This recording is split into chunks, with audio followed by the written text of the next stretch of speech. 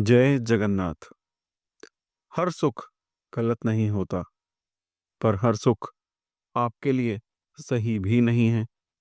सुख एक ऐसी चीज है जो आपसे पैसा खर्च भी करवाती है और बिना कुछ कहे आपकी पूरी ऊर्जा भी ले लेती है। लेकिन ये सुख ही है जो आपको जिंदा रखता है, आपको चलना सिखाता है और हर जिम्मेदारी के बीच भी आपको खुद से जुड़ने का मौका देता है। लेकिन हम सबका अलग अलग सुख पाने की चाह है। एक भक्त को ही ले लीजिए एक एग्जाम्पल के तौर पर। हर भक्त की ये चाह होती है, ये इच्छा होती है कि उसे अपने ईश्वर के दर्शन का सुख मिले। लेकिन वही दूसरी ओर आम इंसान की क्या इच्छाएं होती हैं कि उसे घर मिले, गाड़ी मिले, मकान मिले, सुख समृद्धि मिले, सबका सुख मिले उसको। लेकिन आज भी हम इसी में फंसे हुए हैं कि हमें अपने सुख को कहाँ खर्च कर दिया हमने। इसीलिए हमारे शास्त्रों में भी ये सुख के 3 टाइप्स माने गए हैं। जैसे सात्विक सुख हो गया, राजसिक सुख हो गया और तामसिक सुख। अब अगर आप इन्हें गौर से देखें और समझें तो आपको तीनों में डिफरेंशिएशन बहुत क्लियर समझ में आएगा। सात्विक सुख मतलब जिसमें कोई आपको परमात्मा के दर्शन पाने की इच्छा हो, ज्ञान प्राप्ति की इच्छा हो, जिसमें भगवत भाव का सुख मिले। और वहीं राजसिक सुख ये पूरा मटेरियलिस्टिक चीजों पर डिपेंड करता है।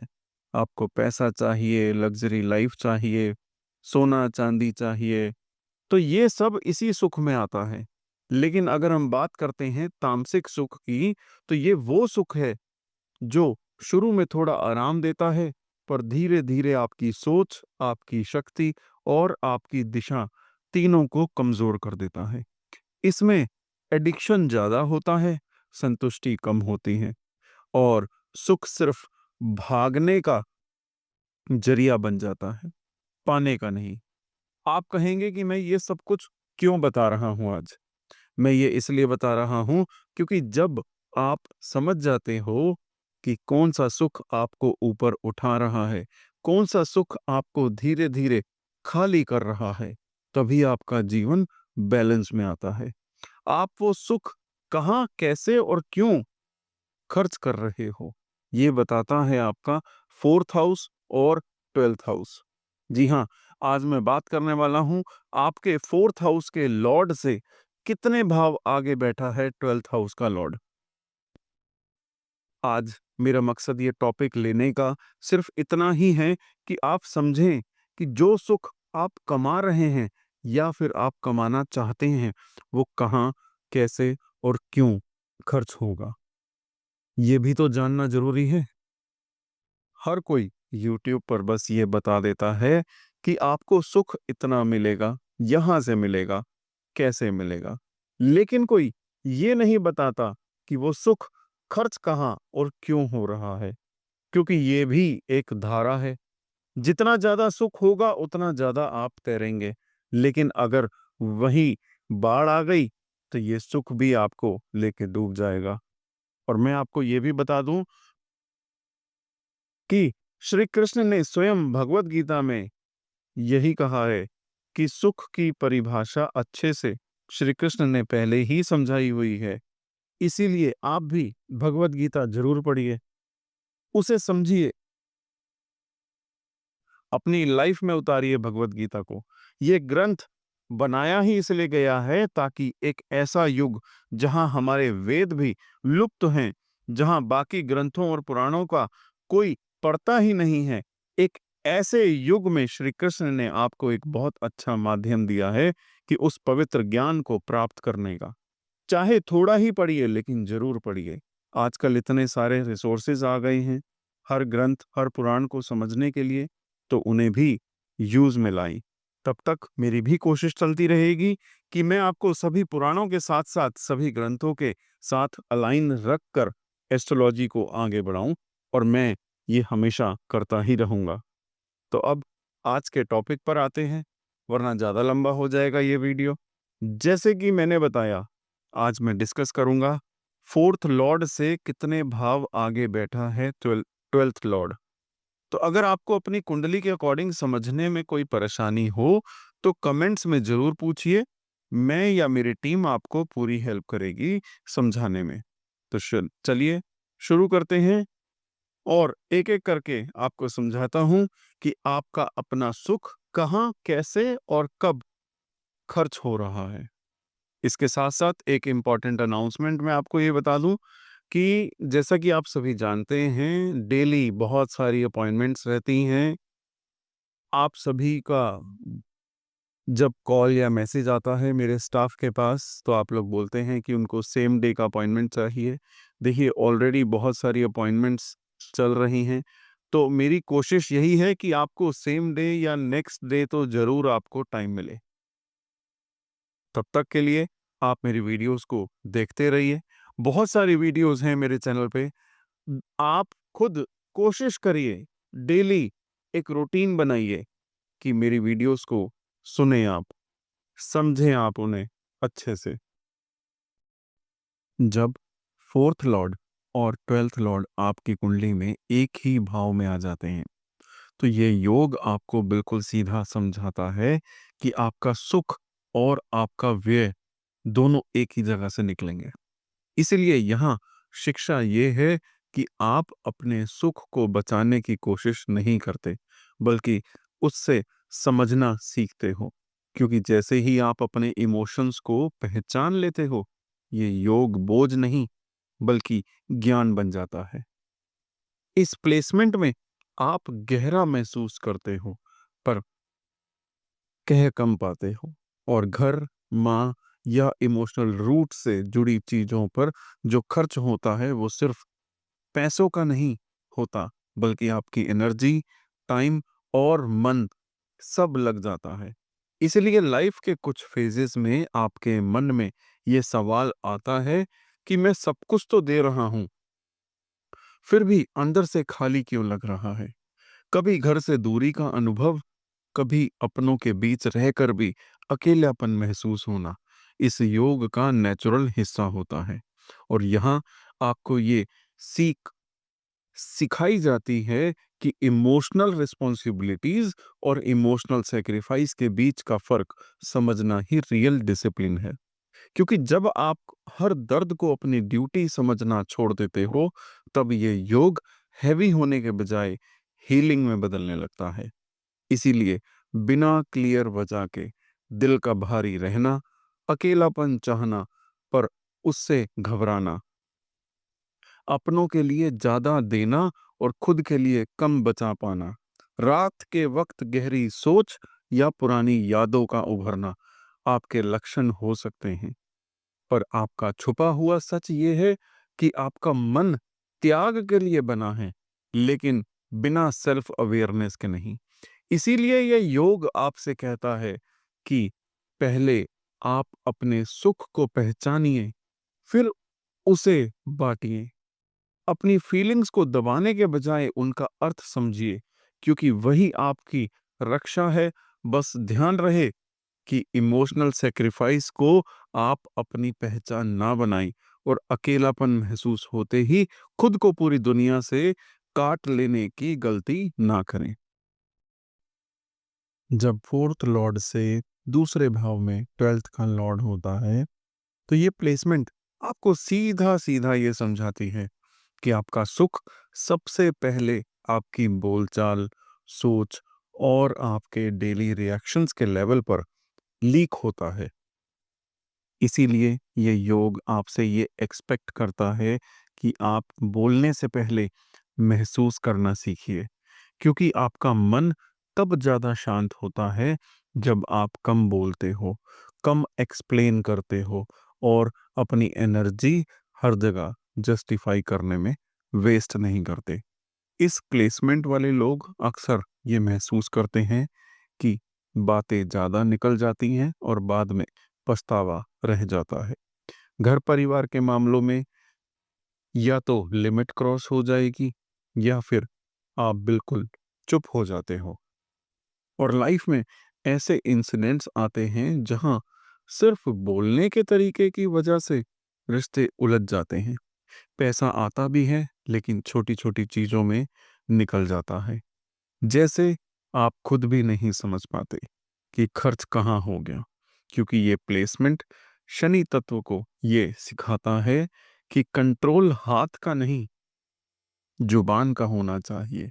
और जैसे ही आप अपनी स्पीच यानी कि अपनी वाणी और रिएक्शन को डिसिप्लिन कर लेते हो, वैसे ही ये योग वीकनेस नहीं बल्कि विजडम बन जाता है।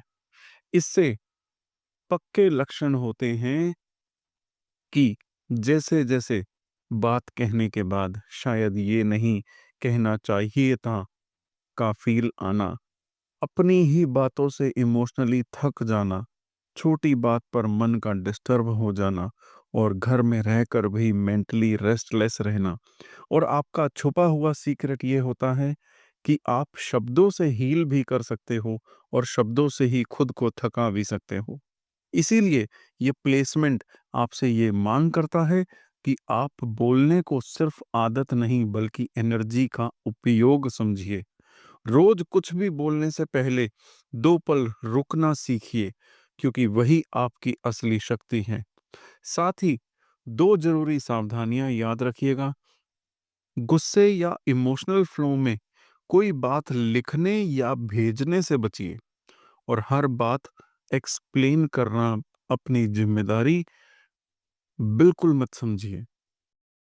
जब 12th लॉर्ड 4th लॉर्ड से तीसरे भाव में आता है, तो ये प्लेसमेंट आपको बिल्कुल साफ शब्दों में ये समझाती हैं कि आपका सुख सिर्फ सोचने से नहीं बल्कि करने से आएगा। इसीलिए ये योग आपसे ये चाहता है कि आप अपने मन का बोझ एक्शन के थ्रू रिलीज करें, क्योंकि आप उन लोगों में से हो जो चुपचाप बहुत कुछ सह लेते हो, और जब आप कुछ करते हो तब जाकर आपका मन हल्का होता है।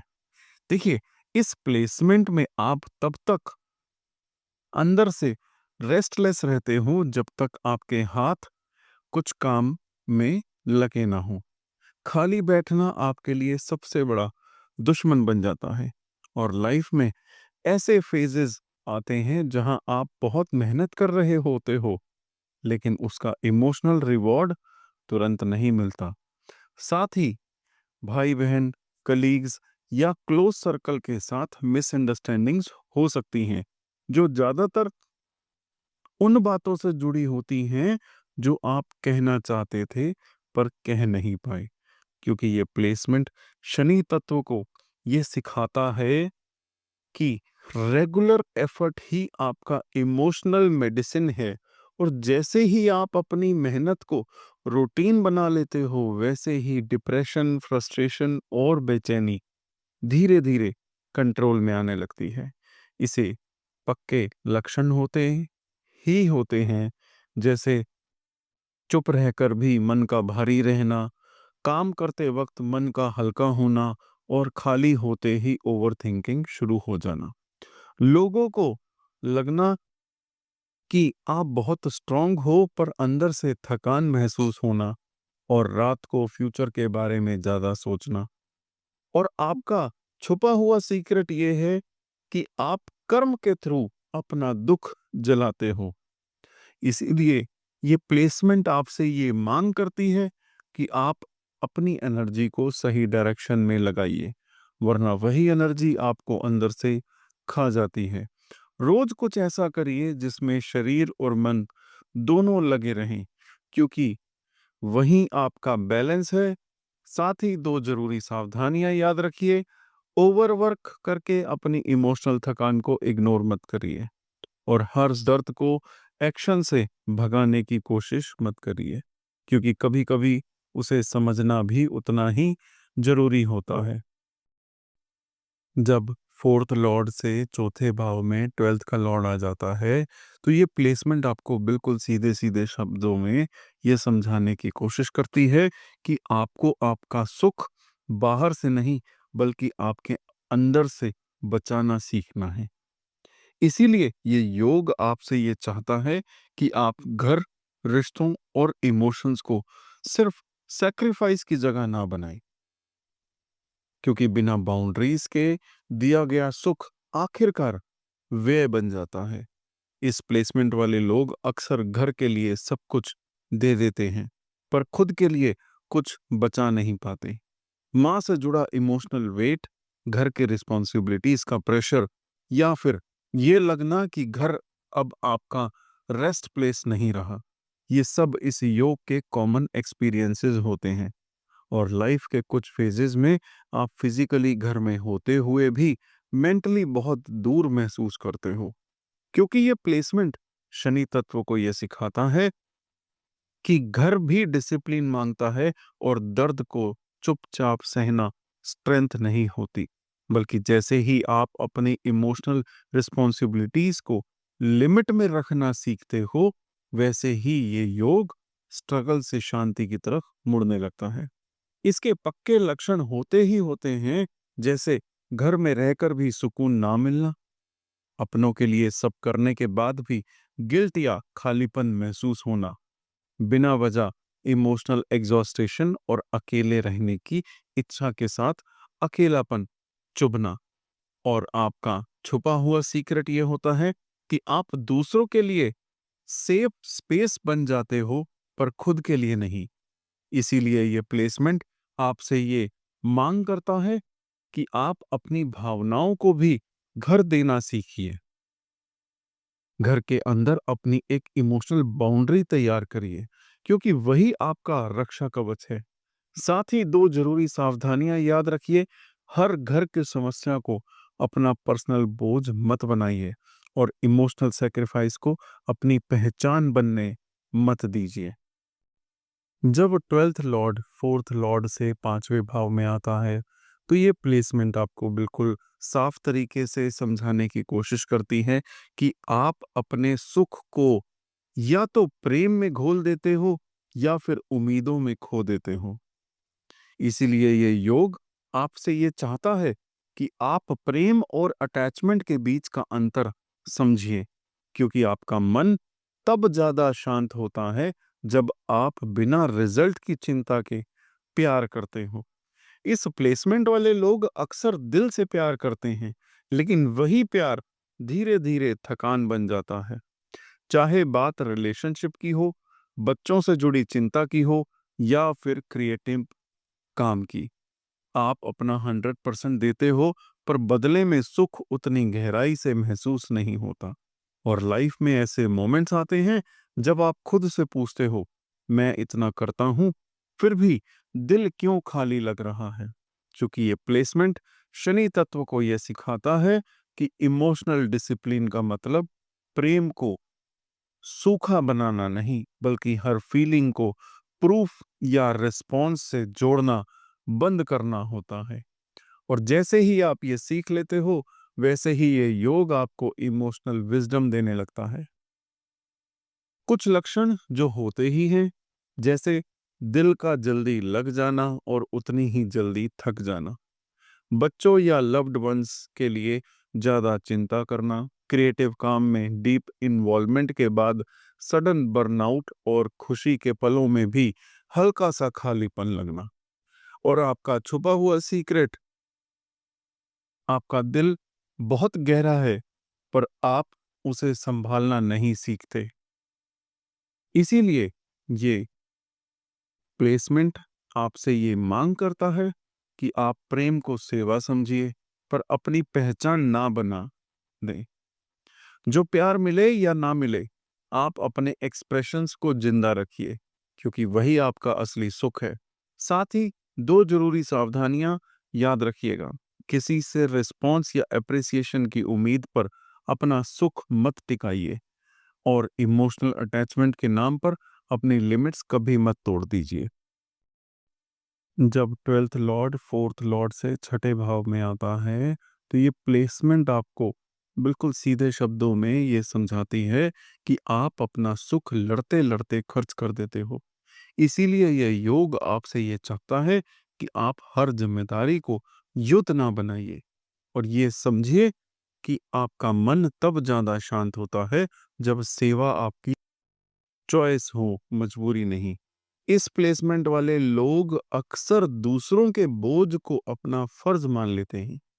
इस वजह से काम का प्रेशर, ऋण, लीगल या हेल्थ से जुड़ी चिंता आपके मन पर सीधा असर डालती है। और लाइफ के कुछ फेजेस में आप ये महसूस करते हो कि मैं सब संभाल रहा हूं, पर मुझसे या मुझे संभालने वाला कोई नहीं है। क्योंकि ये प्लेसमेंट ये सिखाती है कि रूटीन और हेल्थ डिसिप्लिन आपकी इमोशनल प्रोटेक्शन है।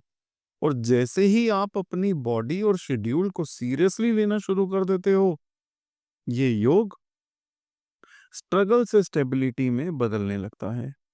इससे पक्के लक्षण होते हैं कि छोटी बात पर भी मन का हैवी हो जाना, काम और जिम्मेदारियों से इमोशनल थकान, दूसरों के प्रॉब्लम्स को अपने ऊपर ले लेना और स्ट्रेस का सीधा असर आपकी हेल्थ पर पड़ना। और आपका छुपा हुआ सीक्रेट ये होता है कि आप फाइट करना तो जानते हो, पर रेस्ट करना नहीं। इसीलिए ये प्लेसमेंट आपसे ये मांग करती है कि आप अपने सुख को सिर्फ ड्यूटी के बाद की चीज ना बनाइए। सेवा और सेल्फ केयर के बीच बैलेंस बनाना ही आपकी असली जीत है। साथ ही दो जरूरी सावधानियां याद रखिए। हर प्रॉब्लम को सॉल्व करना अपनी जिम्मेदारी मत समझिए, और अपनी हेल्थ और मेंटल पीस को कभी भी लास्ट प्रायोरिटी मत बनाइए। जब 12th लॉर्ड 4th लॉर्ड से 7वें भाव में आता है, तो ये प्लेसमेंट आपको बिल्कुल साफ तौर पर दिखाती है, समझाती है कि आप अपना सुख रिश्तों में खो देते हो। इसीलिए ये योग आपसे चाहता है कि आप प्रेम और डिपेंडेंसी के बीच का फर्क समझिए। क्योंकि रिश्ते तभी टिकते हैं जब उनमें आपका अपना अस्तित्व भी बचा रहे। इस प्लेसमेंट वाले लोग अक्सर रिलेशनशिप में ज्यादा देते हैं, एफर्ट्स डालते हैं और खुद को कम रख देते हैं, कम आंकते हैं अपने आप को। चाहे शादी हो या पार्टनरशिप, आप एडजस्ट करते करते थक जाते हो। और लाइफ में ऐसे मोमेंट्स आते हैं जहां आप खुद से पूछते हो, मैं साथ हूं फिर भी अकेला क्यों लग रहा हूं। कभी पार्टनर इमोशनली दूर हो जाता है और कभी आप खुद ही विड्रॉ कर जाते हो। लेकिन इसका रूट कॉज एक ही होता है कि आप अपना इमोशनल वेट दूसरों पर रख देते हो। क्योंकि ये प्लेसमेंट ये सिखाती है कि कमिटमेंट के साथ साथ बाउंड्रीज भी डिसिप्लिन का हिस्सा होती हैं। इसके कुछ ऐसे लक्षण होते हैं जो देखने को मिलेंगे कि जैसे बिना क्लियर वजह के रिलेशनशिप में इनसिक्योरिटी आना, पार्टनरशिप के मूड में या पार्टनर के मूड में सीधा असर आपका मन पर पड़ता है।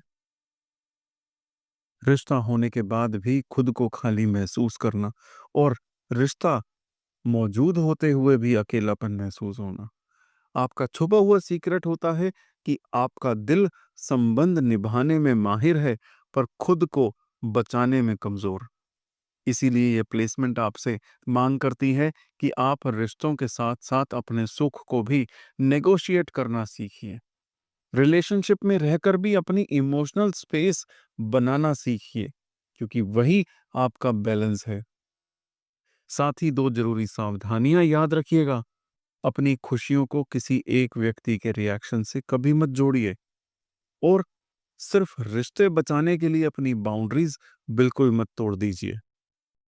जब 12th लॉर्ड 4th लॉर्ड से 8वें भाव में आता है, तो ये प्लेसमेंट आपको बिल्कुल साफ तौर पर समझाने की कोशिश करती है कि आप अपना सुख दबाते हो, और वही दबा हुआ सुख बदलाव बनकर बाहर आता है। इसीलिए ये योग आपसे ये चाहता है कि आप अपने अंदर छुपे भय, यानी कि जो डर है और जो दर्द को समझिए, उनसे भागिए नहीं। क्योंकि आपका मन तब ज्यादा शांत होता है जब आप सच का सामना करते हो, चाहे वो अनकंफर्टेबल ही क्यों ना हो। इस प्लेसमेंट वाले लोग अक्सर बाहर से स्ट्रांग दिखते हैं, पर अंदर से गहरे इमोशनल प्रेशर लेकर चलते हैं।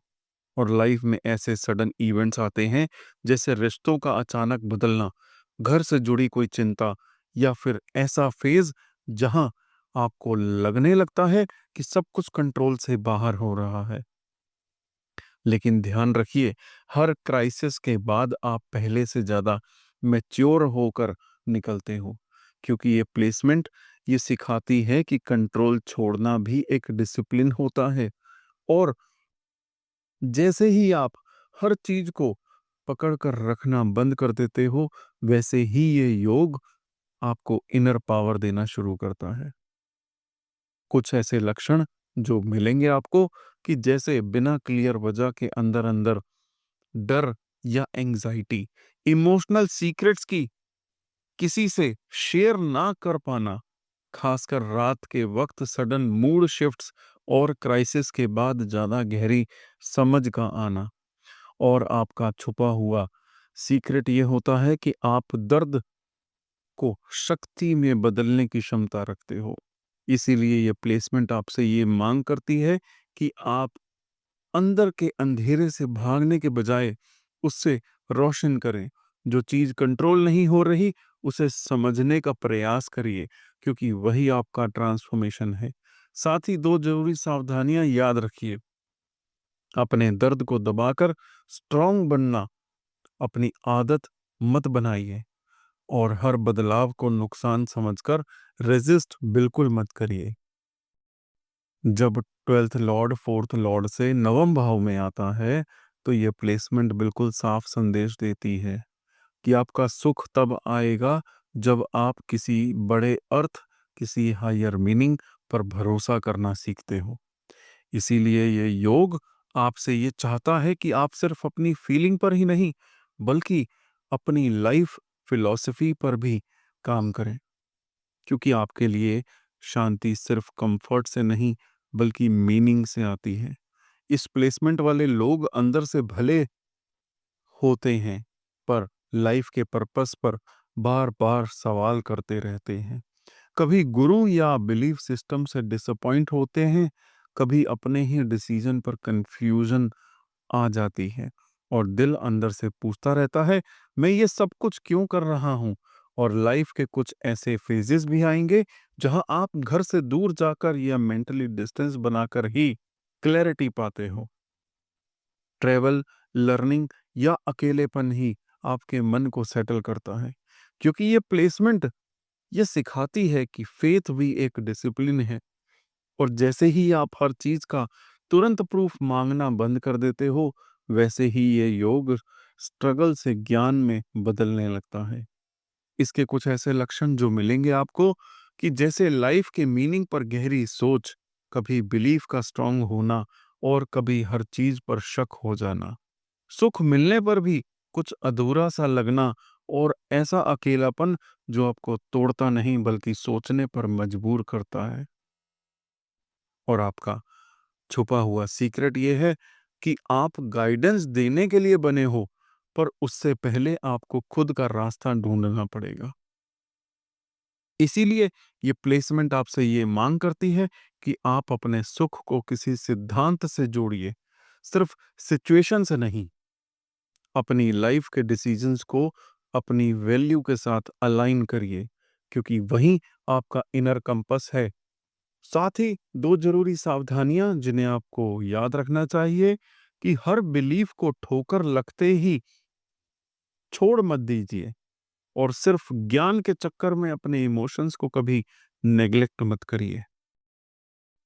जब 12th लॉर्ड 4th लॉर्ड से दशम भाव में आता है, यानी कि 10वें भाव में आता है, तो ये प्लेसमेंट आपको बिल्कुल साफ संदेश देती है कि आप अपना सुख काम और जिम्मेदारी के नाम पर कुर्बान कर देते हो। इसीलिए ये योग आपसे ये चाहता है कि आप अपनी पहचान सिर्फ काम से नहीं जोड़िए, क्योंकि आपके लिए शांति तब आती है जब आप काम भी करते हो और काम के हो भी नहीं जाते। इस प्लेसमेंट वाले लोग अक्सर बाहर से स्ट्रांग, रिस्पॉन्सिबल और सक्सेसफुल दिखते हैं, पर अंदर से थके हुए होते हैं। और लाइफ के कुछ फेजेस में काम बढ़ता चला जाता है, पर मन के सुख के लिए टाइम घटता चला जाता है, जिस वजह से आपको लगता है कि मैं सब कुछ अचीव कर रहा हूं, पर खुद को खो रहा हूं। अथॉरिटी फिगर्स का प्रेशर, करियर के डिमांड्स और इमेज मेंटेन करने की मजबूरी आपके इमोशनल सुख को चुपचाप ड्रेन करती रहती है। क्योंकि ये प्लेसमेंट ये सिखाती है कि जैसे काम में डिसिप्लिन ज़रूरी है, वैसे ही रेस्ट भी डिसिप्लिन का ही हिस्सा होता है। और जैसे ही आप अपनी लिमिट्स को मान लेते हो, वैसे ही ये योग बर्नआउट से मास्टरी की तरफ बढ़ने लगता है। इसके पक्के लक्षण होते हैं, जैसे कि आप काम के बाद भी मन का शांत ना होना, एप्रिसिएशन मिलने पर भी अंदर से खाली लगना, इमोशनल बातों को पोस्टपोन करते रहना और बाद में सुख देख लेंगे वाली सोच। और आपका छुपा हुआ सीक्रेट ये भी है कि आप रिस्पॉन्सिबिलिटी उठाने में माहिर हो, पर सुख मांगने में नहीं। इसीलिए ये प्लेसमेंट आपसे ये मांग करती है कि आप अपने काम के साथ-साथ अपने मन को भी बराबर इम्पोर्टेंस दें। काम को कर्तव्य रखिए, पहचान नहीं, क्योंकि वही आपका बैलेंस है। साथ ही 2 ज़रूरी सावधानियाँ याद रखनी है, सिर्फ़ इमेज और पोज़ीशन के लिए अपनी इमोशनल नीड्स को सप्रेस मत कीजिए और थकान को वीकनेस समझकर कभी इग्नोर मत करिए। जब 12th लॉर्ड 4th लॉर्ड से 11वें भाव में होता है, तो शास्त्र और प्रैक्टिकल एस्ट्रोलॉजी दोनों मिलकर आपको एक ही बात सिखाते हैं कि आप जो सुख, शांति और सैटिस्फैक्शन बाहर ढूंढने निकलते हो, पहले उसे अंदर संभालना सीखिए। क्योंकि ये योग आपको तोड़ने के लिए नहीं आया, ये योग तो आपको इमोशनली मैच्योर बनाने के लिए आया है। इस प्लेसमेंट में आपसे ये एक्सपेक्ट किया जाता है कि आप अपनी भावनाओं का बोझ बार-बार दूसरों पर डालने के बजाय उन्हें समझना और हैंडल करना सीखिए। इसीलिए आपकी लाइफ में अक्सर ये फील आता है कि लोग आपसे एक्सपेक्ट ज़्यादा करते हैं, पर समझते कम हैं। देखिए, घर परिवार और अपनों के लिए आपका पैसा, एनर्जी और इमोशंस तीनों खर्च होते हैं, लेकिन रिटर्न में वही सुख नहीं मिलता जिसका मन करता है। और इसी वजह से लाइफ के कुछ फेजेस में आप ये सोचते हुए पकड़े जाते हो कि सब कुछ ठीक है, और फिर भी दिल भरा भरा सा क्यों लग रहा है। इस योग में अचानक से रिस्पॉन्सिबिलिटीज का बढ़ना, घर बदलने के योग, अपनों से इमोशनल या फिजिकल डिस्टेंस, या फिर क्राउड के बीच होते हुए भी अकेलापन महसूस करना कॉमन होता है।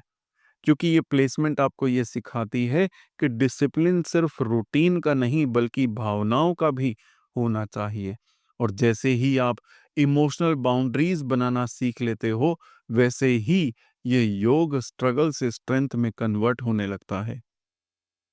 इस प्लेसमेंट के पक्के लक्षण हमेशा मिलते हैं, जैसे रात को ज्यादा सोचना, पुरानी बातों का याद आना, दिल से देना और फिर खुद को खाली महसूस करना, घर में रहकर भी अपना सा फील ना होना, लोगों की फीलिंग्स तुरंत समझ लेना पर अपनी बात बोल ना पाना।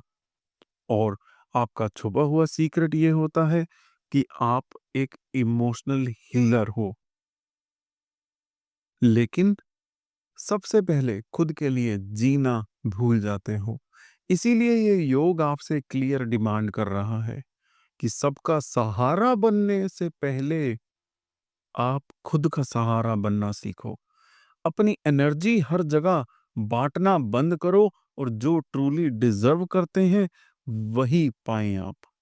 साथ ही 2 जरूरी सावधानियां याद रखिएगा कि इमोशनल गिल्ट में आकर डिसीजन बिल्कुल नहीं लेना, और जब अकेलापन आए तो खुद को आइसोलेट करने के बजाय लिखना, समझना और शांत रहना सीखिए, क्योंकि यही इस योग का डीप सॉल्यूशन है। जब 12th लॉर्ड आपके 4th लॉर्ड से 12वें भाव में आता है, तो यहाँ शिक्षा बिल्कुल क्लियर है।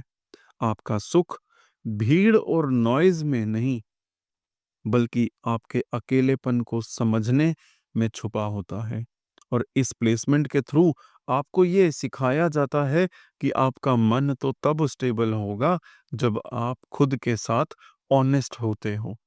बाहर से तो सब नॉर्मल लगता है, लेकिन घर, कंफर्ट, फैमिली सब ठीक होते हुए भी आपको एक पर्सनल स्पेस चाहिए होती है। और लाइफ में ऐसा फेजेस आते हैं जहां आप ज़्यादा काम, ज़्यादा लोग, ज़्यादा डिस्ट्रैक्शंस के थ्रू खुद से भागने की कोशिश करते हो। लेकिन सुख तभी टिकता है जब आप अकेलेपन एक्सेप्ट करना सीख लेते हो। क्योंकि ये योग आपको सिखाता है कि साइलेंस भी एक डिसिप्लिन है। जब आप हर फीलिंग बोलना बंद करके सिर्फ महसूस करना सीखते हो, तब एंजाइटी धीरे-धीरे अवेयरनेस में बदल जाती है। इसीलिए आप अकेलापन चाहते हो, पर आइसोलेशन नहीं। लोगों के बीच रहकर भी आपकी दुनिया अलग होती है। रात के वक्त आपको ज़्यादा क्लैरिटी मिलती है। आप इमोशनल बातें कम कहते हो, पर गहरा महसूस करते हो। और असल सच तो ये है कि आपका मन नेचुरली स्पिरिचुअल है, चाहे आप उसे कोई नाम ना दो। इसीलिए आपको अपना सुख शोर से नहीं, शांति से जोड़ना है। रोज थोड़ा-थोड़ा वक्त निकालिए, बिना किसी पर्पस के खुद के साथ बिताना है आपको अपना वक्त, क्योंकि वही आपका रियल हीलिंग है। बस सावधानी ये रखिए कि अकेलापन आते ही आप खुद को लोगों से पूरी तरह काट ना लें, ये अलग ना हो जाएं, और हर इमोशनल कंफ्यूजन को सिर्फ डिस्ट्रैक्शन के नीचे दबाने की कोशिश बिल्कुल ना करिए।